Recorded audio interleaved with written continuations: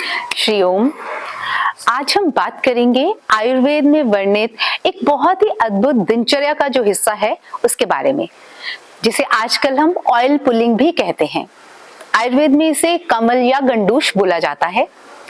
गंडूश का मतलब होता है कि मुंह में इतना ऑयल पूरन कर लेना, इतना ऑयल भर लेना कि और भरने की क्षमता ना हो, पूरी तरह से उसको पूरा भर लेना। कमल होता है कि उतना ऑयल भरना कि जिसमें हम उस ऑयल को या जो भी हमने घी वगैरह डाला है उसको मुंह में हिला सके। तो ये ऑयल पुलिंग जो है आजकल बहुत सारे लोग करते हैं, लेकिन आयुर्वेद के ग्रंथों में सैकड़ों साल पहले इसका वर्णन है और इसके अद्भुत फायदे देखने को मिलते हैं। तो हम देखते हैं कि किस रोग में किस प्रकार से, किस तेल से, किस घी से इसको करना चाहिए।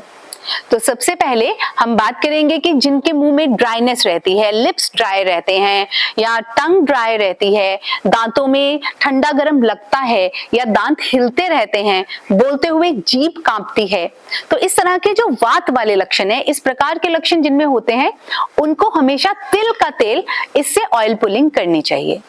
इसके पश्चात जिनके मुंह में छाले रहते हैं, रेडनेस रहती है या टेस्ट बड बहुत ज्यादा अच्छे से काम नहीं करते, उनको देसी गाय के घी के साथ ऑयल पुलिंग करनी है। और इसके पश्चात जिनकी टंग के ऊपर व्हाइट कोटिंग रहती है, जिनके बहुत ज्यादा ऐसे लगता है कि पेट साफ नहीं हुआ, अच्छी प्रकार से जिनके लिवर काम नहीं करता, उनको जो ऑयल पुलिंग करनी है, उनको सरसों के तेल से ऑयल पुलिंग करनी है। एक और, अगर जिनके मुंह में घाव हुए हैं, कहीं व्रण है, उनको शहद के पानी के साथ, गुनगुने पानी के साथ ऑयल पुलिंग करनी है। अब ये तो हो गया कि किस किस चीज से हमें ऑयल पुलिंग किस किस कंडीशन में करनी है। अब कब करनी है, कितनी मात्रा में करनी है, उसके बारे में बात करेंगे। सुबह उठकर सबसे पहले जब आप अपने दिनचर्या जो है उसको क्लियर कर लेते हैं, पेट को साफ कर लेते हैं, उसके बाद दंत धावन की क्रिया, ब्रशिंग कर लेते हैं, उसके बाद ऐसी जगह पर बैठकर जहां पर ज्यादा धूप ना आती हो, थोड़ी छाया हो, उस जगह पर हमें ऑयल पुलिंग करनी है।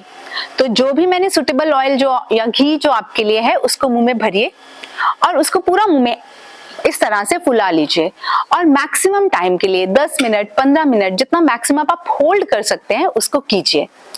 और उसमें लक्षण आपको दिखेंगे, आपको ये लगेगा कि आंखों में स्राव होना शुरू हो गया है या कानों में भारीपन है, नाक से स्राव होना शुरू हो गया है, तो इसका मतलब ऑयल पुलिंग अब आपकी कंप्लीट हो गई है। या फिर इसका एक और होता है कि आपकी जो अंदर आपने ऑयल या घी डाला है मुंह के अंदर, उसके अंदर आपको लगे कि बहुत ज्यादा स्लाइवा इकट्ठा हो गया है, तो आप उसको स्पिट कर दीजिए।